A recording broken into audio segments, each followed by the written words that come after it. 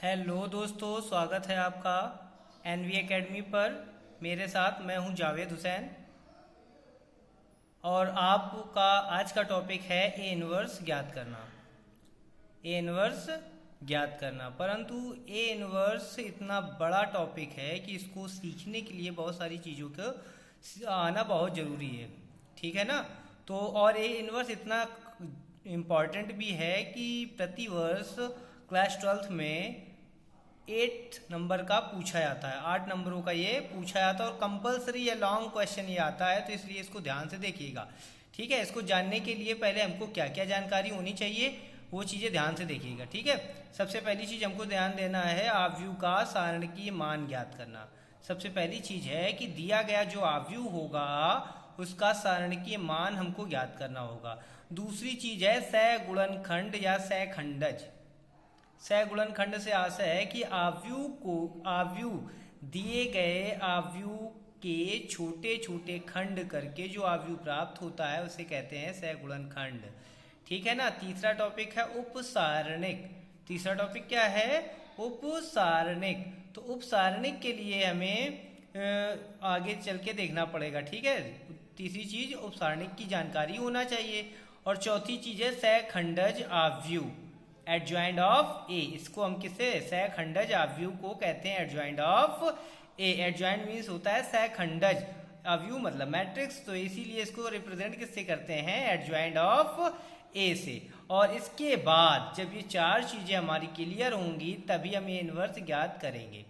ठीक है। तभी हम ए इनवर्स ज्ञात कर सकेंगे। ए इनवर्स का फॉर्मूला होता है ए इनवर्स बराबर एडजॉइंट ऑफ ए बटे mod of A. Mod of A को ही पहला पॉइंट यानी कि सारणकीय मान, आव्यूह के सारणकीय मान को ऐसे ही लिखा जाता है। तो आज हम सारी चीजें पढ़ेंगे जिसमें से मेन चीज है आपकी ए इनवर्स ज्ञात करना। और ए इनवर्स को ज्ञात करने के लिए इन सारी चीजों का सीखना बहुत ज़्यादा जरूरी है। ठीक है। चलते हैं हम अपने टॉपिक पर। उससे पहले हमको दो चीज़ें जानकारी होनी कंपलसरी है, जरूरी है। सहगुणनखंड। सहगुणनखंड से आशय है कि आव्यूह से प्राप्त उस आव्यूह के छोटे छोटे गुणनखंड या छोटे छोटे खंड जो निकाले जाते हैं, मतलब दिए गए आव्यूह से जो छोटे छोटे खंड निकाले जाते हैं उसे ही हम क्या कहते हैं? सहगुणनखंड। दिए गए आव्यूह से जो छोटे छोटे खंड निकालते हैं उसे ही हम लोग क्या कहते हैं? सहगुणनखंड। चलते हैं दूसरे टॉपिक पे। दूसरा और चौथा पॉइंट बहुत इंपॉर्टेंट, इसलिए मैंने इसकी लैंग्वेज दे दी है। ठीक है। तो इसकी लैंग्वेज को ध्यान से पढ़ लीजिएगा। अब तो चौथा पॉइंट आपका है सहगुणनखंडों से निर्मित आव्यूह के परिवर्त को। सहगुणनखंड यानी कि जो ऊपर हमने अभी पढ़ा है सहगुणनखंड, तो सहगुणनखंड से निर्मित एक आव्यूह होगा। सहगुणनखंड से निर्मित आव्यूह के परिवर्त को सहखंडज आव्यूह कहते हैं। सहगुणनखंड से निर्मित आव्यूह के परिवर्त को सहगुणनखंड आव्यूह कहते हैं। इसे एडजॉइंट ऑफ ए से प्रकट करते हैं। ठीक है ना। तो ये क्लियर होना चाहिए। अब ये कैसे निकालते हैं इस चीज को हम उदाहरण के माध्यम से देखते हैं। अब उदाहरण हमारा है a बराबर 2 1 1 1 माइनस 2 माइनस 3 3 2 4। तो ए इनवर्स बताइए। अब ए इनवर्स ज्ञात करने के लिए पहले जो हमने पॉइंट पढ़े उनको इसी के उदाहरण में हम बताते जाएंगे। ठीक है ना। तो दिया गया आव्यूह आपका है a बराबर 2 1 1 1 माइनस 2 माइनस 3 1 3 2 4। तो पहला पॉइंट हमारा था आव्यूह ए के सारणकीय मान निकालना। आव्यूह ए के सारणकीय मान निकालना पहला बिंदु, हमें यही अध्ययन करना है। तो सबसे पहले आव्यूह ए के सारणकीय मान को निकालते हैं। अब प्रश्न ये उठता है कि सारणकीय मान कैसे निकालेंगे, तो वो भी देखिए आप। ठीक है। तो ए आव्यूह का सारणकीय मान निकालना, तो सबसे पहले आव्यूह ए के सारणकीय मान निकालने पर तो सारणकीय मान का चिन्ह ये होता है। आव्यूह जो दिया है आपका उससे सारणकीय मान यानी कि वैल्यू सेम रहेगी, केवल उसके चिन्ह बदल जाएंगे। अब इसका कैलकुलेशन कैसे करते हैं ये भी आपको ध्यान रखना होगा। कैलकुलेशन के लिए एक चीज ध्यान रखनी होगी आपको कि 2 1 1 है तो पहला चिन्ह पॉजिटिव रहता है, दूसरा नेगेटिव, तीसरा पॉजिटिव। पंक्ति के आधार पर हम इसका विस्तार करेंगे और कैसे करेंगे वो भी देखिए। ठीक है। तो देखते हैं कि मॉड ऑफ ए कैसे निकाला जाता है। पहले 2 लेंगे, बॉक्स बनाएंगे, पहले 2 लेंगे और हम बॉक्स बनाएंगे। अब 2 लेने के बाद अगर 2 लिया है आपने तो 2 के आमने सामने की कोई वैल्यू हमको नहीं लेनी, ना ही ये वैल्यू लेनी है और ना ही ये वैल्यू, ये और ये वैल्यू नहीं लेनी है। तो कौन सी लेनी है? -2, -3, 2, 4 ये वैल्यू हमको लेनी है, ठीक है ना। अब इसके बाद इसका हल कैसे करते हैं? ये और ये वैल्यू नहीं ले रहे तो मल्टीप्लाई मुख्य विकर्ण के अनुसार होती, मल्टीप्लाई इसका मुख्य विकर्ण के अनुसार होता है। जैसे 2 हमने लिया तो ये और ये लाइन हमको छोड़नी होगी, ठीक है। इसका मल्टीप्लाई मुख्य विकर्ण हमारा ये एरिया होता है, ये 2, -2 और 4 वाला मुख्य विकर्ण होता है, इसलिए मुख्य विकर्ण के अनुरूप इसका मल्टीप्लाई करते हैं। तो 4 दूना -8। अब जब मुख्य विकर्ण के अपोजिट मल्टीप्लाई होता है तो एक माइनस और यहाँ पर होता है, ठीक है।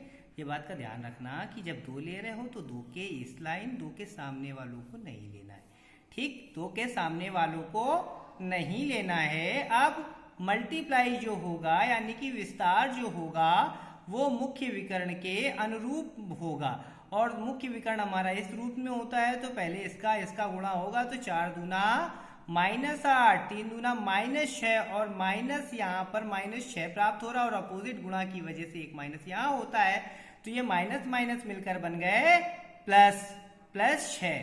अब सेकेंड वैल्यू पहले हमने बताया था प्लस माइनस प्लस चलता है तो ये प्लस का था, अब दूसरा वाले में माइनस होगा, माइनस, ठीक। जो चिन्ह यहाँ पर है उससे अलग चिन्ह करना, तो माइनस होगा। अगर बाई चांस यहाँ -1 होता तो ये क्या बन जाता? +1, ठीक है।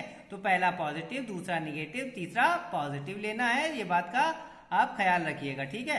तो 1 जब लिया तो यहाँ पर निगेटिव चिन्ह, क्योंकि पहला पॉजिटिव दूसरा निगेटिव होता। 1 लिया तो 1 के सामने के हमें नहीं लेने, ये और ये वैल्यू नहीं लेनी, 1 के जो सामने होगा उस वैल्यू को नहीं लेना है। तो मल्टीप्लाई होगा 4 एकम 4, मुख्य विकर्ण के अनुसार विकर्ण ऐसे ही होता है ना, 4 एकम 4 और 3 त्रिका 9, माइनस के और -1 यहाँ पर होता है, अभी हमने बताया था, ठीक है।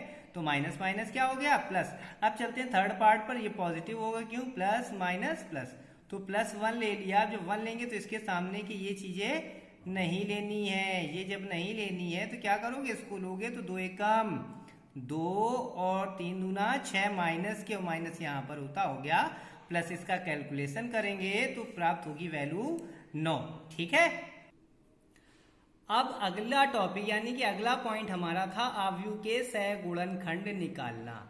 आव्यूह के सहगुणनखंड निकालना, और आव्यूह के सहगुणनखंड के लिए हमको बहुत चीज़ों का ध्यान रखना होगा। तो आव्यूह के सहगुणनखंड करने के लिए हमने कुछ चीज़ यहाँ पर आपके मटेरियल के रूप में निकाल के रखी हुई है, ठीक है। आव्यूह के सहगुणनखंड निकालने के लिए आपका आव्यूह सामने होना जरूरी है। अगर आपका आव्यूह सामने नहीं होगा तो आपको निकालने में बहुत दिक्कत होगी, ठीक है। तो आव्यूह आपका a बराबर 2 1 1 1 -2 -3 और 3 2 4 होगा, ठीक है। तो इसमें आव्यूह के सहगुणनखंड को कैपिटल A से प्रकट करते हैं। तो a11 अब सबसे पहले निकालेंगे a11 से आशय क्या है आपका?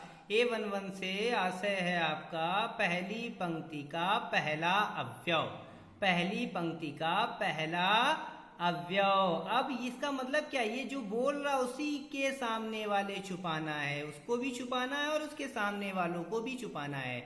मतलब पहली पंक्ति का पहला अवयव छिपाना है। पहली पंक्ति ये है और पहली पंक्ति का अवयव क्या है? पहली पंक्ति का पहला अवयव 2 है, तो 2 के सामने ये और ये छिपा देंगे तो बचेंगे ये चारों, इसको ऐसे ही उतार लिया। अब विकर्ण के अनुरूप मल्टीप्लाई होता है तो 4 दूना -8 और अपोजिट गुणा पे माइनस मिलता है, 2 3 6 माइनस का ये और माइनस यहाँ मिला, क्या हो गया? प्लस का 6, यानी कि जब हल करेंगे तो इसका क्या प्राप्त होगा? -2, ठीक है। इसके बाद इसका सेकेंड पार्ट हम चलते हैं a11 a12 क्या चेक करना है हमें? a12 और a12 चेक करने के लिए इसका मतलब क्या हुआ? इसका मतलब हो गया आपका a12 का पहली पंक्ति का दूसरा अवयव, पहली पंक्ति का दूसरा अवयव, और पहली पंक्ति का दूसरा अवयव a है और a के सामने सभी छुपाने होंगे। ये a के सामने ये आ रहे हैं और a के सामने ये आ रहे हैं, तो इनको हटाना है। तो बचा 1 -3 3 4, 1 -3 3 4, 1 -3 3 4, ये हो गया, ये हमारा मिल गया, ठीक है। अब एक चीज का ध्यान रखिएगा कि यहाँ 12 मत देखिएगा, 1 2 बोलेंगे और इनके अंकों का योगफल अगर विषम है तो माइनस का मल्टीप्लाई होगा, ठीक है। तो 1 2 था, इसलिए इनके अंकों का योगफल विषम, इसलिए बाहर माइनस आपको रखना जरूरी है यदि अंकों का योगफल विषम हो। ठीक है, तो ये 1 2 हो गया। फिर से कैलकुलेशन, 4 एकम 4, 3 तिरका 9, 4 माइनस 9 था, माइनस माइनस क्या बन गया प्लस 9, ये हो गया माइनस का 13। ठीक है, अब चलते हैं 1 3 पर, यानी कि 1 3 पर। 1 3 में आपका क्या हो रहा है, 1 3 में आपका सबसे पहले आपको निकालना होगा पहली पंक्ति का तीसरा अवयव। क्या निकालना होगा, पहली पंक्ति का तीसरा अवयव। पहली पंक्ति आपकी कहाँ पर है, ये है, और तीसरा अवयव ये है, तो इसके सामने के ये और ये छिपाने हैं, ये और ये छिपाने हैं, तो ये बचा 1 - 2 3 2। ये पहली पंक्ति ये 1, तीसरा अवयव ये है, इसको और इसको छिपाना है, तो बच्चे ये दोनों बचे 1 - 2 3 2। ये बचा 1 - 2 3 2। पर यहाँ पर हमें देखना 1 + 3 4 होता है ना, ये विषम नहीं, इसलिए प्लस रहेगा। क्या रहेगा, प्लस। फिर से इसका मल्टीप्लाई, 2 एकम 2 और 3 दूना -6, माइनस माइनस प्लस 6 2 8 हो गया। ठीक है, अब चलते हैं, पहली पंक्ति के सारे अवयव खत्म हो गए। अब चलते हैं सेकेंड पंक्ति पर। किस पर चलते हैं, सेकेंड पंक्ति पर हम चलते हैं। और सेकेंड पंक्ति हमारी क्या है, सेकेंड पंक्ति यानी कि दूसरी पंक्ति का पहला अवयव। दूसरी पंक्ति का पहला अवयव, दूसरी पंक्ति का पहला अवयव क्या है, दूसरी पंक्ति का पहला अवयव 1 है, और 1 के सामने ये हमें हटाने होंगे, ये वाला एरिया हमें हटाना होगा, तो ये 1 1 2 4 बचा, 1 1 2 4 हो गया। इसका भी अब ये 1 2 + 1 ये भी निगेटिव है, तो निगेटिव क्यों, क्योंकि 2 + 1 3 होता है, विषम संख्या, इसलिए निगेटिव हो जाएगा। अतः 4 एकम 4 -2 हो जाएगा। 4 - 2 घटाओगे तो -2। ठीक है, क्यों, बाहर एक माइनस रखा इसलिए। ठीक है, ऐसे ही अन्य गुणनखंड, अन्य सहगुणनखंड भी निकालेंगे। जब हम 2 2 का निकालेंगे तो उसके आमने साथ दूसरी पंक्ति के दूसरे अवयव को छुपा लेंगे और ये वैल्यू प्राप्त होगी 2 1 3 4, 8 - 3 ये भी 5 हो जाएगी। इसी प्रकार हम अन्य यानी कि सभी अवयवों को निकाल लेंगे, अन्य सभी अवयवों को निकाल लेंगे। दूसरी पंक्ति के तीसरे अवयव को भी निकाल लेंगे, तीसरी पंक्ति के पहले अवयव, तीसरी पंक्ति के दूसरे अवयव, तीसरी पंक्ति के तीसरे अवयव के सहगुणनखंडों को निकाल लेंगे। जैसे हमने A11, A12, A13, A21 आदि निकाले हैं, उसी तरीके से जैसे दूसरी पंक्ति के तीसरे अवयव को निकालना है तो दूसरी पंक्ति के तीसरे अवयव को देख लेंगे और उसके आमने सामने छुपा लेंगे। तो जब छुपाओगे तो ये वैल्यू आपकी प्राप्त होगी। ठीक है, तो ये हो जाएगा -1। इसी प्रकार अन्य भी निकाल लेंगे। ये आपका हो गया सेकेंड पॉइंट, यानी कि सहगुणनखंड। ठीक है ना। अब चलते हैं अगले टॉपिक, अगले पॉइंट पर। अगला पॉइंट हमारा है सहगुणनखंड से निर्मित आव्यूह। सहगुणनखंड से निर्मित आव्यूह माना B है। सहगुणनखंड से निर्मित आव्यूह को क्या मान लिया आपने, B। पर अब इसे लिखना कैसे ये भी ध्यान दीजिए। 1 1 जो था 1 1 1 2 1 3, यानी कि पहली पंक्ति 1 1 मतलब क्या हो रहा है यहाँ पर, 1 1 का मतलब आपका हो रहा है पहली पंक्ति का पहला अवयव, 1 2 का मतलब पहली पंक्ति का दूसरा और 1 3 का मतलब पहली पंक्ति का तीसरा। तो ये आपका है A11, A12 और A13। ये पहली पंक्ति का पहला अवयव, पहली पंक्ति का दूसरा अवयव, पहली पंक्ति का तीसरा अवयव ये कहलाएगा। ठीक है, इसी प्रकार दूसरी पंक्ति का पहला, दूसरी पंक्ति का दूसरा, दूसरी पंक्ति का तीसरा। और यहाँ पर ये हो गया A21, ये हो जाएगा A22 और ये हो जाएगा A23। ये आपको लिखना नहीं है पेपर में, ये हम समझाने के लिए लिख रहे हैं ये चीज जो लिख रहे हैं। ठीक है, आपको केवल उतना ही लिखना है। ये आपका हो जाएगा 3 1, ये 3 3 और ये 3 2 और ये 3 3 हो जाएगा। ठीक है, तो ये अवयव जो है A11 का है, ये A12 का और ये A13 का, ये A21 का है, A22 का है और A23 का है, ये A31 का। यानी कि इस हिसाब से हम देख सकते हैं कि पहली पंक्ति का पहला अवयव -2 था, पहली पंक्ति का दूसरा अवयव -3 था, पहली पंक्ति का तीसरा अवयव। तो ये पंक्ति में हमने इसीलिए इनको पंक्तियों में संरक्षित किया था, रखा था, पंक्तियों में रखा था, क्योंकि ये पंक्ति के थे। पहली पंक्ति का पहला अवयव, पहली पंक्ति का दूसरा, पहली पंक्ति का तीसरा, दूसरी पंक्ति का, इसी तरीके से सेट कर लिया। अब हमारे सहखंडज आव्यूह की परिभाषा होती है गुणनखंड से निर्मित आव्यूह के परिवर्त को। इस आव्यूह के परिवर्त को हम क्या कहते हैं, सहखंडज आव्यूह। तो इस गुणनखंड से निर्मित आव्यूह ये हो गया। सहगुणनखंड से निर्मित आव्यूह -2 -13 8 -2 5 -1 -1 7 -5 हो गया। ठीक है, अब परिवर्त करने पर सहखंडज आव्यूह मिलेगा। तो परिवर्त बी डैश बराबर -2 13 -2 -13 और 8, ये पंक्ति से स्तंभ में बदल दी, ये पंक्ति से स्तंभ में और ये पंक्ति से स्तंभ में बदल दिए। ये आपका एडजॉइंट ऑफ ए प्राप्त हो गया। अब सूत्र से हम जानते हैं ए इनवर्स बराबर एडजॉइंट ऑफ ए बटे mod of A. Adjoint A की वैल्यू हमने रखवा दी जो अभी हमने प्राप्त की है, ठीक है। -2 -2 -1 -13 5 7 8 -1 -1 और अपॉन में मॉड ऑफ ए की वैल्यू हमने क्या निकाली थी -9। ये हो गया, पर इस तरीके से अच्छा नहीं लगता क्योंकि हम लोग अब बड़े हो गए हैं तो तरीका भी बड़े वाला होना चाहिए। तो ये बटे में -9 लिखने का ये तरीका ना होकर आप लोग कैसे लिखोगे -1/9 -1/9, बाकी -2 -1 सेम उतार लिया, ठीक है। यही आपका ए इनवर्स है और ये 8 नंबर में आना पक्का है, ठीक है। समझ में आया। अब अगला टॉपिक हमारा है आव्यूह विधि से समीकरण हल करना।